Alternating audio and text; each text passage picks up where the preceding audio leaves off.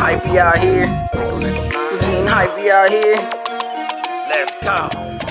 What's going on with everybody, man? I hope everybody's having a productive day, feeling blessed. And like I always say, it's one life, one chance. We only got one chance to do this right, so let's get it done. I want to say thank you to everybody that's been viewing my videos as of recently. If you haven't subscribed, please do subscribe. If not, that's your decision. Hit the like button and always forget to leave a comment. Like I said, I've always liked to hear other people's perspective and their viewpoints, and let's share this information with one another because, as subscribers, we're going to read everybody else's comments and see what their inputs are and so on and so forth. So let's get into this next subject. This next one is a question that was asked for me from one of my subscribers. And I want to talk about, and I'm also going to compare it to a situation that we got put in at Kern Valley State Prison, C-Yard. The question he asked me was this: if you are SNY and you check paperwork, your cellie is a sex offender. What is expected of you? Do you just move out ASAP? Do you got to take flight or try to take his life? And does the level you're on change what is expected? Like level 4, 180 expects death, but level 2s, you got to move out. Honestly, that's a very good question. All right, I'll tell you this. The 2-5ers have a policy that any sex offender that was going to arrive or that does arrive to the facility, they're on site. I remember my boy Gone from Whittier. He was 8 months to the pad. And we were in Tehachapi, level 4, 180, A-yard. And this individual showed up. And remember I told you guys before, Tehachapi will announce it POS, piece of shit, if he does arrive to the facility to identify him as a sex offender. Oftentimes, we don't always base everything on what the cops say. But they developed a reputation in the report that, they're not just going to throw anybody under the bus under these charges. Well, like I said, the Cinqueros are probably the deepest when it comes to STG groups on the SNY side. And the homie Gone from Whittier, 8 months to the house, picked up a weapon with 2 of his fellow brothers and they slit his face open and they stabbed him multiple times. So before my boy can parole, and he was a good friend of mine, he wound up catching 10 years on top of his sentence along with everybody else. Everybody else they divided the time and they all got 10 years each. Yes, the level of the prison system does depend on the decisions you're going to make and how you're going to move on them.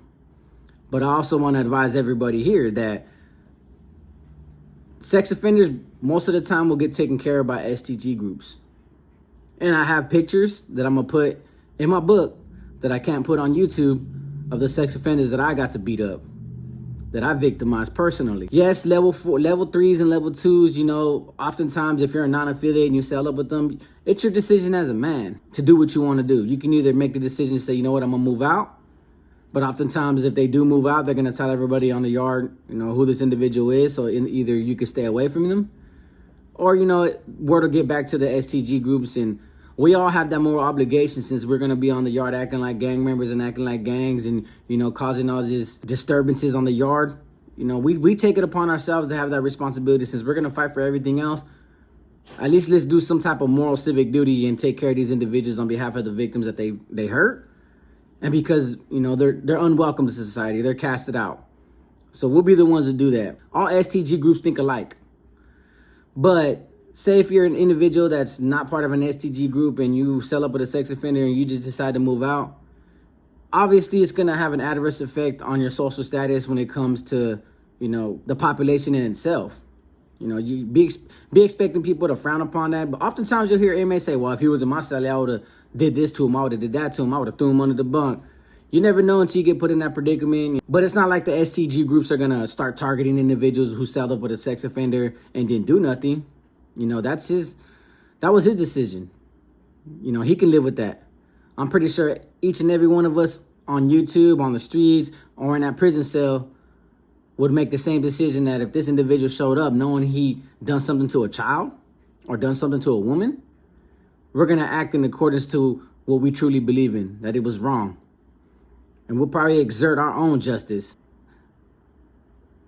The SNY and the prison administration allow these individuals, sorry to say, to get victimized to a point until they finally realize, like, man, evidently they got to step in to start protecting these individuals. And so they'll start finding designated yards for these individuals, which most likely is going to be the EOP buildings, EOP yards, so they can actually go do their programs in time and peace. But level 4 180s, you remember, even on the SNY side, a lot of these individuals got life or doing 20, 30 plus years.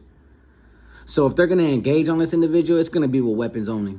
And I've seen it countless times, individuals getting stabbed that are sex offenders. You know, they don't get to walk these level 4 180s freely. I can tell you that right now. From my personal experience, they're going to get hurt and they're going to get downed on the yard. And they're going to continue to do so until these individuals get overrided from level 4s to the level 3s and level 2s. Because that's what the prison administration is going to do, to put them on these lower levels so they can stop getting victimized. Because at some point, you know, the prison administration is going to be scrutinized as to why this individual keeps getting hurt and how come they haven't done anything about it. You know, they still got to answer to the higher ups as well in Sacramento. The one occasion that I had when it comes to victimizing a sex offender was this.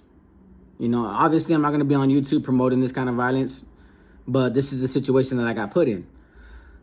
I was in Kern Valley State Prison, C Yard, 4 block, when they put a sex offender on my tier.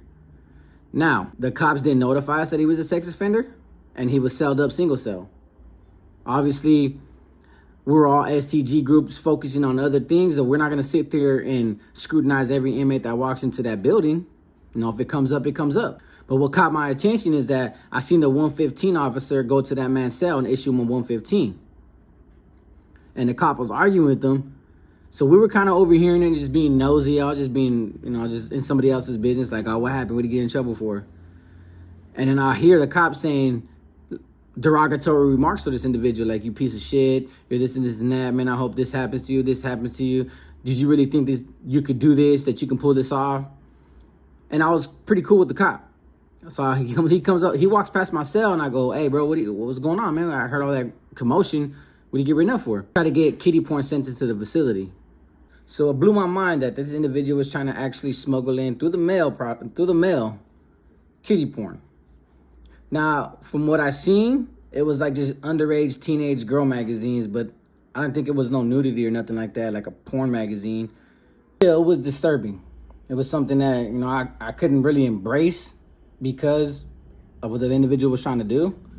But I felt the moral obligation that I had to take care of business on behalf of the victims, on behalf of myself, because I couldn't live around that.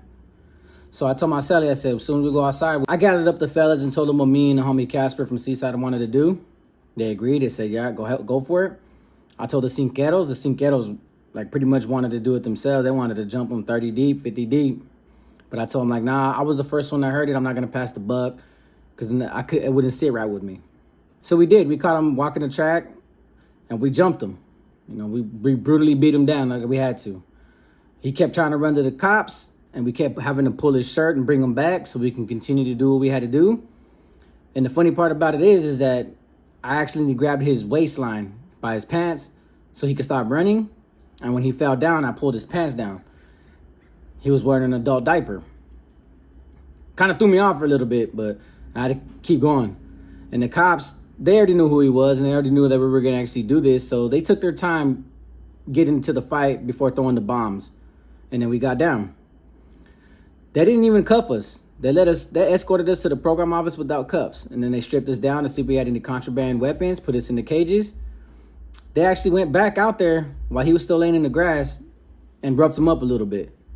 Then they stripped him down in front of everybody and walked him across the yard in his adult diaper. Then they put him in the cage with us while he sat there and cried, saying that he didn't know, he didn't ask for that to be sent in, that it was sent in, he don't know where it came from. Then they transferred him to the upper yard. But when I was back in my cell, they actually were searching his cell, tossing it up, and he had a gray folder full of cutout magazine pictures, like pictures you would get from like the tabloids, TMZ, People's magazines, you know, the ones about big celebrities or just regular magazines, you know, makeup magazines. But he was cutting out all the underage little girls' clippings, and he was just collecting a folder of them. So I kind of felt like I did my due diligence as to getting rid of this individual. Because when he went to the upper yard, 2 days later, 2 blacks jumped him in A block, and he got emergency transfer out of the facility because they knew he was going to be a continued victim there. Obviously, I don't think it depends on the levels that you're on. I think as a man, you're going to do what you have to do and what you feel is right and what's necessary. The level of violence that you take it is going to be solely up to you.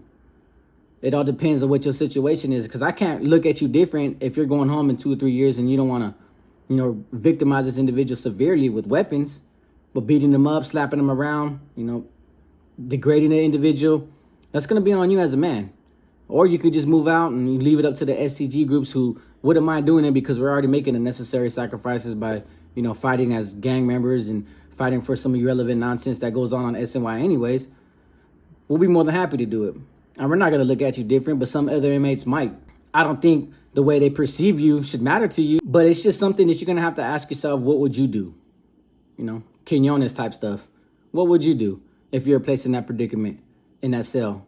Would you be the one to just say, you know what, I'm going to move out and let the SCGs do it? Or are you going to take initiative and do something yourself? I think any man should ask that question, but I think every man knows the answer to that question too. You just got to be placed in that predicament to see what you're willing to do. Because I felt like it was necessary to take care of this individual. And I got the pictures to prove it. And time again on the level 4 180s where I was always at, they get met with severe repercussions, should I say.